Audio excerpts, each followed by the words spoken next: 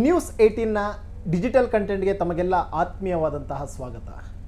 ಪ್ರತಿಯೊಬ್ಬ middle class ಮ್ಯಾನ್ಗೂ ಕೂಡ ಅಷ್ಟೇ ಒಂದು ಸಣ್ಣ ಬೈಕನ್ನು ಇಟ್ಕೊಳ್ಬೇಕು ಅನ್ನೋದೊಂದು ಆಸೆ ಇರುತ್ತೆ.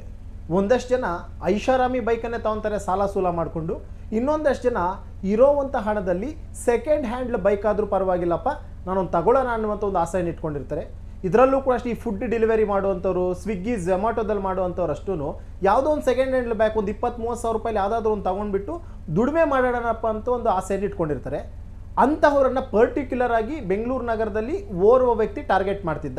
ಆತನು ಕೂಡ ಅಷ್ಟೇ ತಾನು ಕದ್ದಿರುವಂತಹ ಬೈಕ್ಗಳನ್ನು OLX ಅಲ್ಲಿ ಆಗ್ತಾ ಇದ್ದ, ಇಲ್ಲ ಅಂತಂದರೆ ಫೇಸ್ಬುಕ್ಕಲ್ಲಿ ಆಗ್ತಿದ್ದ, ಇಲ್ಲಾಂದರೆ ಇನ್ಸ್ಟಾಗ್ರಾಮ್ನಲ್ಲಿ ಒಂದು ಆ್ಯಡ್ ರೂಪದಲ್ಲಿ ಆಗ್ತಿದ್ದ. ಅವನು ಅದನ್ನೇನಾದರೂ ನಾವು ಸ್ಕ್ರಾಲ್ ಮಾಡ್ಕೊಂಡು ಒಂದೊಂದು ಸಂದರ್ಭದಲ್ಲಿ ಅದೇನಾದರೂ ನೋಡಿಕೊಂಡು ಅತಿ ಕಡಿಮೆ ಬೆಲೆಗೆ ನಿಮಗೆ ಸೆಕೆಂಡ್ ಹ್ಯಾಂಡಲ್ಲಿ ಬೈಕನ್ನು ಕೊಡ್ತೀನಿ ಅಂತ ಯಾರಾದರೂ ಆತನ್ನು ಅಪ್ರೋಚ್ ಮಾಡಿದ್ರೆ ಸಾಕು, ಅಂತಹವರಿಗೆ ಬೈಕ್ಗಳನ್ನು ಮಾರಾಟ ಮಾಡುವಂಥ ಒಂದು ಕೆಲಸವನ್ನು ಸನ್ಮಾನ್ ಎನ್ನುವಂತಹ ವ್ಯಕ್ತಿ ಮಾಡಿದ್ದಾನೆ. ಆತನನ್ನು ಈಗ ಜಯನಗರ ಪೊಲೀಸರು ಅರೆಸ್ಟ್ ಮಾಡ್ಕೊಂಡಿದ್ದಾರೆ. ಆತನಿಂದ ಸುಮಾರು 60 ಬೈಕ್ಗಳನ್ನು ಸೀಸ್ ಮಾಡ್ಕೊಂಡಿದ್ದಾರೆ. ಇನ್ನು ಈ ಸನ್ಮಾನ್ನ ಕಥೆಯನ್ನು ನೋಡ್ತಾ ಹೋದರೆ ತುಂಬ ಅಂದರೆ ತುಂಬ ಇಂಟ್ರೆಸ್ಟಿಂಗ್ ಆಗಿದೆ. ಯಾಕಂದರೆ ಈ ಸನ್ಮಾನ್ ಎನ್ನುವಂಥ ವ್ಯಕ್ತಿ ಏನಿದ್ದಾನೆ, ಈತ ಜಯನಗರದ ನಿವಾಸಿಯಾಗಿರ್ತಾನೆ.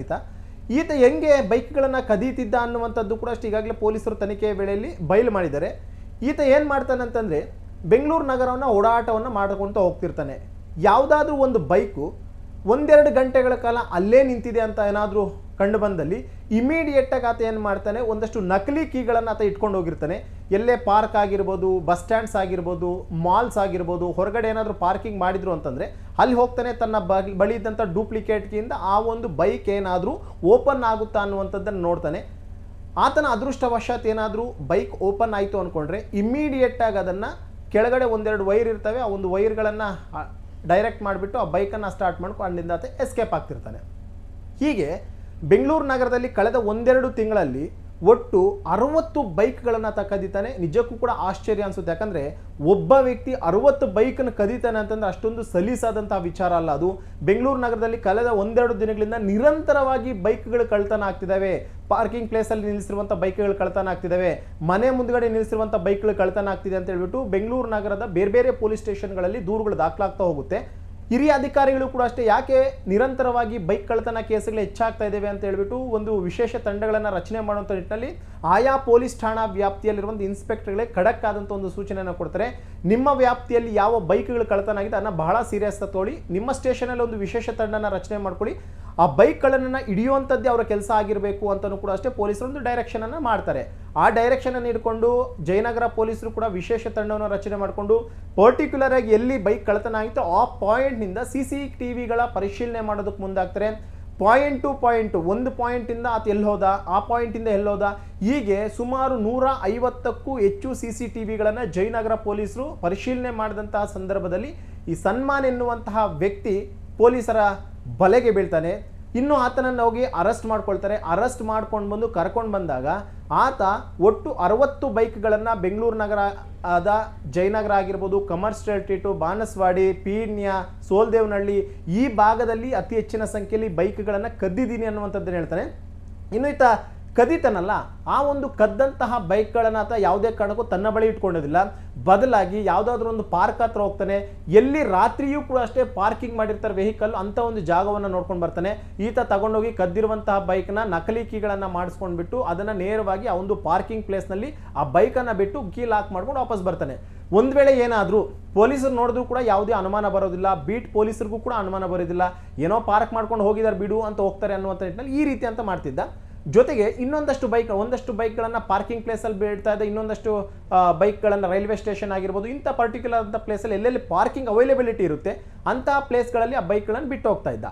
ಇದಾದಂಥ ಬಳಿಕ ಇನ್ನೊಂದಷ್ಟು ಬೈಕ್ಗಳನ್ನು ಬೆಂಗಳೂರು ಹೊರವಲಯದಲ್ಲಿ ಒಂದು ನೀಲಗಿರಿ ತೋಪ್ ಇರುತ್ತೆ, ಆ ಒಂದು ನೀಲಗಿರಿ ತೋಪ್ನಲ್ಲಿ ಕೂಡ ಅಷ್ಟೇ ಬೈಕ್ಗಳನ್ನು ಬಿಟ್ಟು ಅಲ್ಲೊಂದಷ್ಟು ಸೊಪ್ಪು ಅದೆಲ್ಲವನ್ನು ಕೂಡ ಬೈಕ್ಗಳ ಮೇಲೆ ಹಾಕಿ ಬೈಕ್ ಇದೆ ಅನ್ನುವಂಥದ್ದು ಕೂಡ ಕಾಣದ ರೀತಿಯಲ್ಲಿ ಬಂದಿದ್ದ.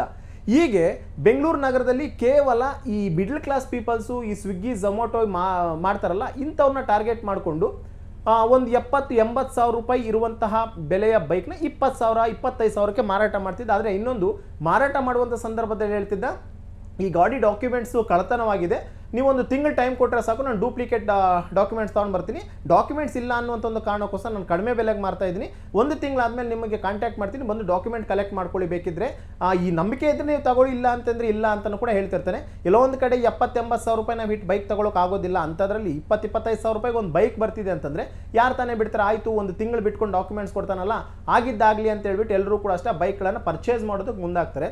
ಯಾವಾಗ ಈ ಸನ್ಮಾನ್ ಸಿಗಾಕೊಂಡಿದ್ದಾದಂಥ ಬಳಿಕ ಆತನಿಗೆ ಪೊಲೀಸರದ್ದೇ ಸ್ಟೈಲ್ನಲ್ಲಿ ಇಂಟ್ರೋಗೇಷನ್ ಮಾಡಿದಂತಹ ವೇಳೆಯಲ್ಲಿ ತಾನು ಎಲ್ಲೆಲ್ಲಿ ಬೈಕ್ಗಳನ್ನು ಕಳ್ಳತನ ಮಾಡಿದ್ದೆ ಅನ್ನುವಂಥದ್ದನ್ನು ಬಾಯ್ಬಿಡ್ತಾನೆ, ಕದ್ದಿರುವಂಥ ಬೈಕ್ಗಳನ್ನು ಎಲ್ಲೆಲ್ಲಿ ಬಿಟ್ಟಿದ್ದೀನಿ ಅನ್ನುವಂಥದ್ರ ಬಗ್ಗೆ ಬಾಯ್ಬಿಡ್ತಾನೆ, ಜೊತೆಗೆ ಅದನ್ನು ಎಲ್ಲೆಲ್ಲಿ ಮಾರಾಟ ಮಾಡ್ತಿದ್ದೆ ಅನ್ನುವಂಥದ್ರ ಬಗ್ಗೆ ಕೂಡ ಈಗಾಗಲೇ ಬಾಯ್ಬಿಟ್ಟಿರುವಂಥದ್ದು.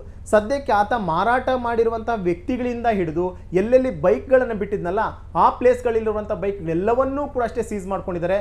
ಒಟ್ಟು 60 ಬೈಕ್ಗಳನ್ನು ಜಯನಗರ ಪೊಲೀಸರು ಸೀಸ್ ಮಾಡಿಕೊಂಡಿದ್ದು, ಅವರ ಒಂದು ಪೊಲೀಸ್ ಸ್ಟೇಷನ್ ವ್ಯಾಪ್ತಿಯಲ್ಲಿ 37 ಬೈಕ್ಗಳು, ಉಳಿದಂಥ ಪೊಲೀಸ್ ಸ್ಟೇಷನ್ ಲಿಮಿಟ್ಸಲ್ಲಿ 23 ಬೈಕ್ಗಳನ್ನು ಕದ್ದಿದ್ದು ಆಯಾ ಪೊಲೀಸರಿಗೆ ಆ ಒಂದು ಬೈಕ್ಗಳನ್ನು ಹ್ಯಾಂಡ್ ಓವರ್ ಮಾಡಿಕೊಂಡು ಇನ್ವೆಸ್ಟಿಗೇಷನ್ ಮಾಡೋದಕ್ಕೆ ಈಗಾಗಲೇ ಸೂಚನೆಯನ್ನು ಕೊಟ್ಟಿರುವಂಥದ್ದು. ಇದರಿಂದ ಒಂದಂತೂ ಬಹಳ ಸ್ಪಷ್ಟವಾಗಿ ಸಾರ್ವಜನಿಕರು ತಿಳ್ಕೊಳ್ಬೇಕು, ಯಾವುದೇ ಕಾರಣಕ್ಕೂ ಕೂಡ ಅಷ್ಟೇ ಸೋಷಿಯಲ್ ಮೀಡಿಯಾದಲ್ಲಿ ಸ್ಕ್ರಾಲ್ ಮಾಡುವಂಥ ಸಂದರ್ಭದಲ್ಲಾಗಿರ್ಬೋದು, ಇನ್ಸ್ಟಾಗ್ರಾಮ್ ಆಗಿರ್ಬೋದು, ಫೇಸ್ಬುಕ್ ಆಗಿರ್ಬೋದು, ಅಥವಾ ಇನ್ನಿತರೆ ಆ್ಯಪ್ಗಳನ್ನು ನೀವು ನೋಡುವಂಥ ಸಂದರ್ಭದಲ್ಲಿ ಕಡಿಮೆ ಬೆಲೆಗೆ ಏನಾದರೂ ಬೈಕ್ ಸಿಗುತ್ತೆ ಅಂತಂದರೆ ಖಂಡಿತವಾಗ್ಲೂ ಅಂತ ತಾಳಕ್ಕೆ ಹೋಗ್ಬೇಡಿ. ಒಂದು ವೇಳೆ ಹಂಗೆ ಏನಾದರೂ ಸಿಕ್ತು ಅಂತಂದರೆ ನೇರವಾಗಿ ಓನರ್ ಕಾಂಟ್ಯಾಕ್ಟ್ ಆದ ಅಂತಂದರೆ ದಾಖಲಾತಿಗಳನ್ನು ಪರಿಶೀಲನೆ ಮಾಡ್ಕೊಳ್ಳಿ, ಅದನ್ನು ನೀವು ಹೆಂಗೆ ಟ್ರಾನ್ಸ್ಫರ್ ಮಾಡ್ಕೊಳ್ಬೇಕು ಅಂತ ಪ್ರೊಸೆಸ್ ಇದೆ ಅದನ್ನು ಮುಕ್ತಾಯ ಮಾಡ್ಕೊಳ್ಳಿ. ಇಲ್ಲ ಅಂತಂದರೆ ಡಾಕ್ಯುಮೆಂಟ್ಸ್ ನಾಳೆ ಕೊಡ್ತೀನಿ, ನಾಳೆದು ಕೊಡ್ತೀನಿ, ಒಂದು ತಿಂಗಳಾದಮೇಲೆ ಕೊಡ್ತೀನಿ ಅಂತಂದರೆ ಯಾವುದೇ ಕಾರಣಕ್ಕೂ ಬೈಕ್ನ ನೀವು ಪರ್ಚೇಸ್ ಮಾಡಬೇಡಿ. ಒಂದು ವೇಳೆ ಪರ್ಚೇಸ್ ಮಾಡಿದ್ರು ಪೊಲೀಸರು ನಿಮ್ಮ ಮನೆ ಬಾಗಿಲಿಗೆ ಬಂದು ಆ ಬೈಕ್ನೂ ಕೂಡ ಅಷ್ಟೇ ಸೀಸ್ ಮಾಡ್ಕೊಂಡು ಹೋಗ್ತಾರೆ. ಇತ್ತ 20-25 ಸಾವಿರ ರೂಪಾಯಿ ದುಡ್ಡು ಕೊಟ್ಟಿರೋದು ಹೋಗುತ್ತೆ, ಆ ಕಡೆ ಬೈಕು ಕೂಡ ಹೋಗುತ್ತೆ ಅನ್ನುವಂಥದ್ದು ಈ ಮೂಲಕವಾಗಿ ಹೇಳಕ್ಕೆ ಇಷ್ಟಪಡ್ತೀನಿ. ನಿರ್ಭೀತ, ನಿಷ್ಪಕ್ಷಪಾತ, ವಿಶ್ವಾಸಾರ್ಹ ಸುದ್ದಿಗಳಿಗೆ ಮತ್ತೊಂದು ಹೆಸರಾಗಿರುವಂತ ನ್ಯೂಸ್ 18 ಕನ್ನಡ ಈಗ ಆಪ್ನಲ್ಲೂ ಲಭ್ಯವಿದೆ. ದಯವಿಟ್ಟು ಇಲ್ಲಿರುವ QR ಕೋಡ್ ಅನ್ನ ಸ್ಕ್ಯಾನ್ ಮಾಡಿಕೊಂಡು ಆಪ್ ಅನ್ನ ಡೌನ್ಲೋಡ್ ಮಾಡೋದಕ್ಕೆ ಮರಿಬೇಡಿ. ನಿಮ್ಮ ಬೆಂಬಲ ಹೀಗೆ ಸದಾ ನಮ್ಮೊಂದಿಗಿರಲಿ. ಧನ್ಯವಾದ.